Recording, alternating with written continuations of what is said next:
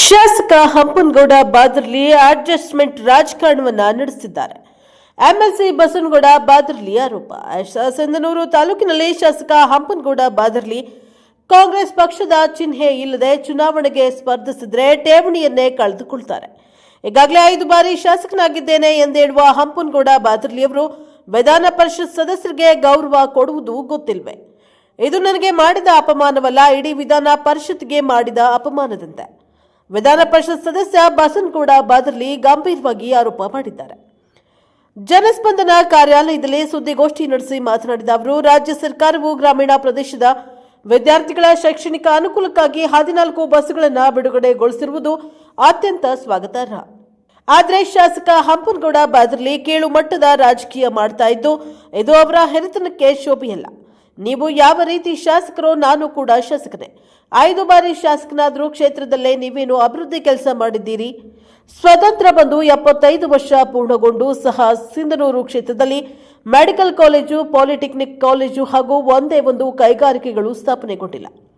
ನಾನು ವಿಧಾನ ಪರಿಷತ್ ಸದಸ್ಯನಾಗಿ ಆಯ್ಕೆಗೊಂಡ ನಂತರ ಅಧಿವೇಶನದಲ್ಲಿ ಕ್ಷೇತ್ರದ ಸಮಸ್ಯೆಗಳ ಬಗ್ಗೆ ಸಮಗ್ರವಾಗಿ ಮಾತನಾಡಿದ್ದೇನೆ.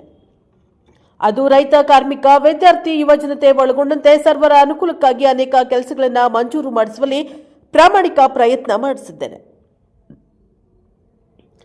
ಆದರೆ ಶಾಸಕ ಹಂಪನಗೌಡ ಬಾದರ್ಲಿ ಅಧಿಕಾರಿಗಳನ್ನ ಎದುರಿಸಿ ಬೆದರಿಸಿ ತಮ್ಮ ಹಿಡಿತದಲ್ಲಿ ಇಟ್ಟುಕೊಂಡು ಕ್ಷೇತ್ರದಲ್ಲಿ ಇಸ್ಪೀಟು, ಮಟಕ, ಡ್ರಗ್ಸ್, ಭ್ರಷ್ಟಾಚಾರ, ಅಕ್ರಮ ಚಟುವಟಿಕೆ ಸೇರಿದಂತೆ ಇತರ ಕೃತ್ಯಗಳಿಗೆ ಪೋಷಣೆ ನೀಡಿ ಬೆಳೆಸ್ತಾ ಇದ್ದಾರೆ.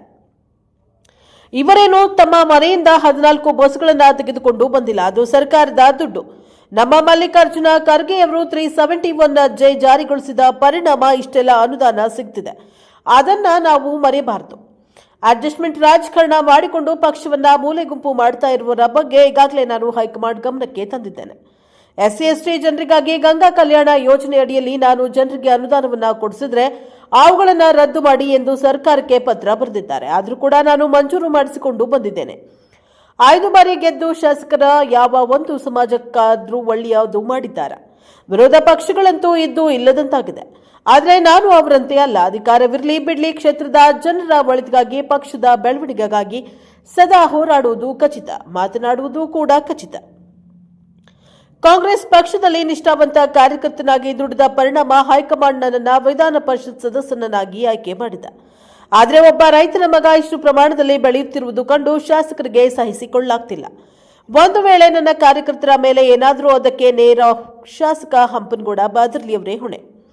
ಹಂಪನಗೌಡ ಬಾದರ್ಲಿ ಹಿಂಬಾಲಕರಾಗಲಿ ಅಥವಾ ಅವರ ಕುಟುಂಬದ ಸದಸ್ಯರು ನನ್ನ ಹೇಳಿಕೆ ಬಗ್ಗೆ ಪ್ರತ್ಯುತ್ತರ ಹೇಳಿಕೆ ನೀಡಿದರೆ ಒಪ್ಪೋದಿಲ್ಲ.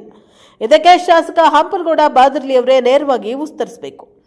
ಕೆಲವು ಪತ್ರಿಕೆಗಳಲ್ಲಿ ಜಾಹೀರಾತು ನೀಡಲಾಗಿದ್ದು ಅದು ಸರ್ಕಾರದಿಂದ ನೀಡಲಾಗಿದೆ. ಇದನ್ನು ನಾನು ಸಹ ಪ್ರಶ್ನೆ ಮಾಡ್ತೇನೆ. ಪ್ರೋಟೋಕಾಲ್ ಉಲ್ಲಂಘಿಸಿದ ಅಧಿಕಾರಿಗಳ ಮೇಲೆ ಶಿಸ್ತು ಕ್ರಮಕ್ಕೆ ಮುಂದಾಗ್ತೇನೆ ಎಂದು ಹೇಳಿದ್ದಾರೆ. Bureau report Venkatesh Nayak, press power TV, Sindhanur. ತಾಲೂಕಿನ ಜನರ ಪರವಾಗಿ ಅಧಿಕಾರ ಇರ್ಲಿ ಬಿಡ್ಲಿ ನಿರಂತರ ಹೋರಾಟ ಮಾಡ್ಕೊಂಡು ಬಂದಿದ್ದೀರಿ. ಮುಂದೆ ಹೋರಾಟ ಮಾಡ್ತೀನಿ. ಯುವಕರ ಪರವಾಗಿರ್ಬೋದು, ರೈತರ ಪರವಾಗಿರ್ಬೋದು, ಮಹಿಳೆಯರ ಪರವಾಗಿರ್ಬೋದು, ಎಲ್ಲರ ಪರವಾಗಿ ಧ್ವನಿ ಎತ್ತಿದ್ದೀನಿ. ನನಗೇನು ನಮ್ಮ ಕಾರ್ಯಕರ್ತರನ್ನ ಭಯಪಡಿಸಿದ್ರೆ ಭಯಪಡುವ ಮಗನೇ ಅಲ್ಲ.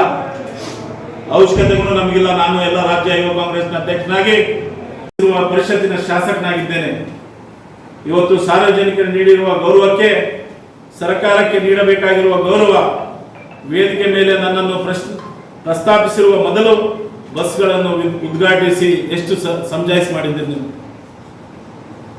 ವೇದಿಕೆ ಮೇಲೆ ಒಬ್ಬ ನಾನು ಶಾಸಕನ ಕುಂತ ನಂಬೋದ್ರ ಬಗ್ಗೆ ಪ್ರಜ್ಞೆ ಇಲ್ಲಾರ್ದೆ, ನೀವು ನಿಮ್ಮ ಹಿರಿತನಕ್ಕೆ ನೀವೇ ಗೌರವ ಕೊಟ್ಟುಕೊಳ್ಳಾರ್ದೆ ಇವತ್ತು ನಿಮ್ಮನ್ನ ಏನಂತ ಕರಿಬೇಕು? ನಾವೆಲ್ಲ ಏನಿವತ್ತು ಏನು ಶಾಸಕರು ಉದ್ಘಾಟನೆ ಮಾಡಿದ್ರು ಅದು ಕಾಂಗ್ರೆಸ್ ಪಕ್ಷದ ಕೊಡುಗೆ. ಮಾನ್ಯ ಸಿದ್ದರಾಮಯ್ಯ ಅವರ, DK ಶಿವಕುಮಾರ್ ಅವರ ಕೊಡುಗೆ. ಇವತ್ತೇನು ಮಾನ್ಯ ಮಲ್ಲಿಕಾರ್ಜುನ್ ಖರ್ಗೆ ಸಾಹೇಬರು 371 ತಂದಿದ್ದಿಲ್ಲ, 5,000 ಕೋಟಿ ಇವತ್ತು KKR ಅನುದಾನ ಇದ್ದಿಲ್ಲ ಅಂದ್ರೆ ಏನ್ ಮಾಡ್ತಿದ್ರಿ ನೀವು? ಯಾವ ಪಕ್ಷದಿಂದ ಗೆಲ್ಲಲಿಕ್ಕೆ ಬಯಸ್ತೇನೆ.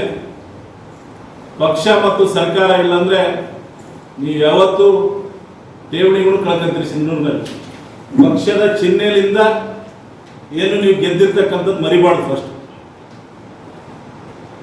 ಪಕ್ಷದ ಚಿಹ್ನೆಯಿಂದ, ಕಾಂಗ್ರೆಸ್ ಪಕ್ಷದ ಚಿಹ್ನೆಯಿಂದ ತಾವು ಗೆದ್ದಿದ್ರಿ. ನೀವು ನಿಮ್ಮ ಸಾಮರ್ಥ್ಯ ಗಟ್ಟಿದೆ ಅಂತೇಳಿ ತೋರಿಸ್ಬೇಕಾದ್ರೆ ಪಕ್ಷದ ಚಿಹ್ನೆ ಬಿಟ್ಟು ನೀವು ಹೋಗಿ ಹೊರಗಡೆ. ನಿಮ್ಮ ಮತಗಳು ಸಿಂಧನೂರು ವಿಧಾನಸಭಾ ಕ್ಷೇತ್ರದಲ್ಲಿ ಎಷ್ಟಿದೆ ಎಂಬುದರ ಬಗ್ಗೆ ಜನರಿಗೂ ಗೊತ್ತಾಗುತ್ತೆ. ಶಾಸಕರು ತಾವು ಹಿರಿಯರಿದ್ದೀರಿ. ಇವತ್ತೇನು ವೇದಿಕೆ ಮೇಲೆ ಯಾವ ರೀತಿ ಕಾರ್ಯಕ್ರಮ ಆಯಿತು, ಯಾವ ರೀತಿ ನನಗೆ ನಡೆದುಕೊಂಡಿದ್ದೀರಿ. ವಿಧಾನ ಪರಿಷತ್ತು ಮತ್ತು ವಿಧಾನಸಭೆ ಎರಡೂ ಸದನಗಳು ಒಂದೇ. ನೀವು ಶಾಸಕರಿದ್ದೀರಿ, ನಾನು ಶಾಸಕರಿದ್ದೀನಿ. ತಾವು ಯಾವ ರೀತಿ ಅಧಿಕಾರಿಗಳ ಮುಖಾಂತರ ತಮ್ಮ ವರ್ತನೆಯನ್ನ ತೋರಿಸಿದ್ರಿ. ನಾನು ನೇರವಾಗಿ ಶಾಸಕರಿಗೆ ಹೇಳಲಿಕ್ಕೆ ಬಯಸ್ತೇನೆ, ನೀವು ಮಾಡುವಂತ ಏನು ಕೆಲಸ ಕಾರ್ಯಗಳಿದ್ದಾವೆ ಜನ ಮೆಚ್ಚುವಂಥದ್ದು ಮಾಡಿ. ನಾನು ಕೂಡ ನಿರಂತರವಾಗಿ ವಿಧಾನ ಪರಿಷತ್ ಸದಸ್ಯನಾದ ಮೇಲೆ ಸಿಂಧನೂರು ಪರವಾಗಿ ಅನೇಕ ದನಿಯನ್ನು ಎತ್ತುವಂಥ ಕೆಲಸವನ್ನು ನಾನು ಮಾಡಿದ್ದೀನಿ. ಅನೇಕ ಯೋಜನೆಗಳು ತರುವಂಥದ್ದು ನಾನು ಪ್ರಯತ್ನ ಮಾಡಿದ್ದೀನಿ. ವೇದಿಕೆಯಲ್ಲಿದ್ದೀವಿ, ಮಾತನಾಡಬಾರ್ದು ಅಂತೇಳಿ ಅನೇಕ ಬಾರಿಗಳು ಪ್ರಯತ್ನ ಮಾಡಿದ್ದೀನಿ. ಆದರೆ ಇವತ್ತು ಬಹಿರಂಗ ತಾವೇ ಮಾಡಿದಿರಿ. ತಮ್ಮ ಕಡೆಯಿಂದನೇ ಇವತ್ತು ಹೊರಗಡೆ ಜನರಿಗೆ ತೋರಿಸುವಂಥದ್ದು ಮಾಡಿದಿರಿ. ಪಕ್ಷ ಗೌರವ ನನಗೆ ಮುಖ್ಯ. ಪಕ್ಷದಿಂದ ನಾನು ಬೆಳೆದಿದ್ದೀನಿ. ನಾನು ಇವತ್ತೇನಾದರೂ ಯುವ ಕಾಂಗ್ರೆಸ್ನ ಅಧ್ಯಕ್ಷನಾಗಿ ವಿಧಾನ ಪರಿಷತ್ ಸದಸ್ಯನಾಗಿದ್ದೀನಿ ಅಂದರೆ ನನ್ನ ಪಕ್ಷ ಮಾಡಿದ್ದೆ. ಮಾನ್ಯ ಸಿದ್ದರಾಮಯ್ಯ ಅವರು, ಡಿ ಕೆ ಶಿವಕುಮಾರ್ ಅವರು, ರಾಹುಲ್ ಗಾಂಧಿ ಅವರು ನನಗೆ ಇವತ್ತು ಆಶೀರ್ವಾದ ಮಾಡಿದ್ದಾರೆ. ಇವತ್ತು ತಾವು ತೋರಿಸಿರ್ತಕ್ಕಂಥ ಏನು ಧೋರಣೆ ಇದೆಯಲ್ಲ, ಏನು ಅಲ್ಲಿ ಸರ್ಕಾರಿ ಕಾರ್ಯಕ್ರಮದಲ್ಲಿ ಏನಿವತ್ತು ಯಾವ ರೀತಿ ನಿಮ್ಮ ನಡವಳಿಕೆ ಇತ್ತು, ಯಾವ ರೀತಿ ಕಾರ್ಯಕ್ರಮ ಇತ್ತು, ಇವತ್ತು ಸರ್ಕಾರದ ಇವತ್ತೇನು ಕಾರ್ಯಕ್ರಮಗಳನ್ನು ಜನರಿಗೆ ತಲುಪಿಸಲಿಕ್ಕೆ ನೀವು ಪ್ರಯತ್ನ ಮಾಡಬೇಕು ಹೊರತು ನೀವು ಇಲ್ಲಿ ನನಗೆ ನೀವೇನಾದ್ರೂ ಅಲ್ಲಿ ಗೌರವ ತೆಗೆದಿರ್ಬೋದು. ಆದರೆ ಇಡೀ ವಿಧಾನ ಪರಿಷತ್ತಿನ ಸದಸ್ಯರಿಗೆ ಇವತ್ತು ಎಲ್ಲ ಶಾಸಕರಿಗೆ ನೀವು ಗೌರವ ತೆಗೆದಿದ್ದೀರಿ. ಇವತ್ತು ಹಿರಿಯರಿದ್ದೀರಿ. ತಾವು ಶಾಸಕರಾಗಿದ್ದೀರಿ, 5 ಬಾರಿ ಶಾಸಕರಾಗಿದ್ದೀರಿ. ನಿಮಗೆ ನೇರವಾಗಿ ಏನಾದರೂ ನನ್ನ ಮೇಲೆ ಆರೋಪ ಮಾಡಕ್ಕಿದ್ರೆ ನಾನು ತಯಾರಾಗಿದ್ದೀನಿ, ನಾನು ಸ್ವೀಕಾರ ಮಾಡಲಿಕ್ಕೆ ತಯಾರಾಗಿದ್ದೀನಿ. ಅಧಿಕಾರಿಗಳನ್ನ ಇವತ್ತು ನಿಯಂತ್ರಣದಲ್ಲಿ ಇಡಕ್ಕೆ ಹೋಗ್ಬೇಡಿ.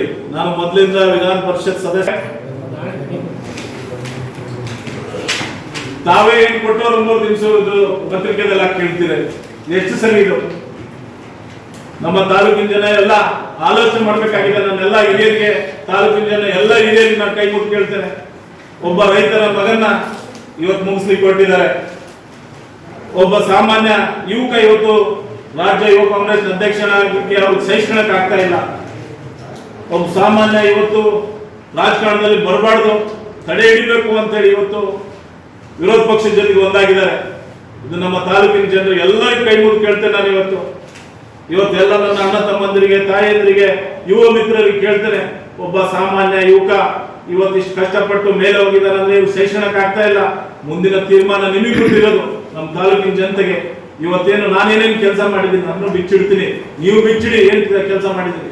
ಇವತ್ತು ಆಗ್ಲಿ ಚರ್ಚೆ ಆಗಿರ್ತಕ್ಕಂಥ ಮಾನ್ಯ ಸಿದ್ದರಾಮಯ್ಯ ಸಾಹೇಬರು ಹಾಗೂ ಉಪಮುಖ್ಯಮಂತ್ರಿಗಳಾಗಿರ್ತಕ್ಕಂಥ ಡಿ ಕೆ ಶಿವಕುಮಾರ್ ಸಾಹೇಬರ ನೇತೃತ್ವದಲ್ಲಿ ಏನು ನಮ್ಮ ರಾಜ್ಯ ಸರ್ಕಾರ ಹಾಗೂ ಕಾಂಗ್ರೆಸ್ ಸರ್ಕಾರ ನಿರಂತರವಾಗಿ ಬಡವರ ಪರ, ಯುವಕರ ಪರ, ಮಹಿಳೆಯರ ಪರ, ರೈತರ ಪರ ನಿರಂತರವಾದಂಥ ಯೋಜನೆಗಳನ್ನು ಕೊಟ್ಟು ಇವತ್ತು ಎಲ್ಲ ಜನರಿಗೆ ತಲುಪುವಂಥದ್ದು ಆಗ್ತಾ ಇದೆ.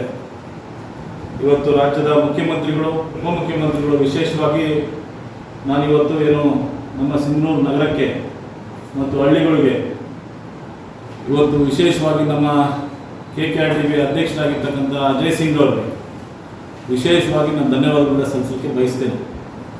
ಇವತ್ತೇನು ನಮ್ಮ ಮುಖ್ಯಮಂತ್ರಿಗಳ ಕನಸು, ಉಪಮುಖ್ಯಮಂತ್ರಿಗಳ ಕನಸು ಇವತ್ತು ವಿದ್ಯಾರ್ಥಿಗಳ ಭವಿಷ್ಯ ಅನ್ನೋ ದೃಷ್ಟಿಕೋನ ಇಟ್ಕೊಂಡು ಇವತ್ತೇನು ಸುಮಾರು 14 ಬಸ್ಗಳನ್ನ ನಮ್ಮ ಸಿಂಧನೂರು ವಿಧಾನಸಭಾ ಕ್ಷೇತ್ರಕ್ಕೆ ಕೊಟ್ಟಿದ್ದಾರೆ. ಅವ್ರಿಗೆ ನಾನು ವೈಯಕ್ತಿಕವಾಗಿ ಧನ್ಯವಾದಗಳು ಹೇಳಲಿಕ್ಕೆ ಬಯಸ್ತೇನೆ. ಅನೇಕ ಸಂದರ್ಭದಲ್ಲಿಗೂ ನಾನು ಸದನದಲ್ಲಿಗೂ ವಿದ್ಯಾರ್ಥಿ ಪರವಾಗಿ ಮಾತನಾಡುವಂಥದ್ದು ತಮಗೆಲ್ಲ ಗೊತ್ತಿರ್ತಕ್ಕಂಥ ವಿಚಾರ.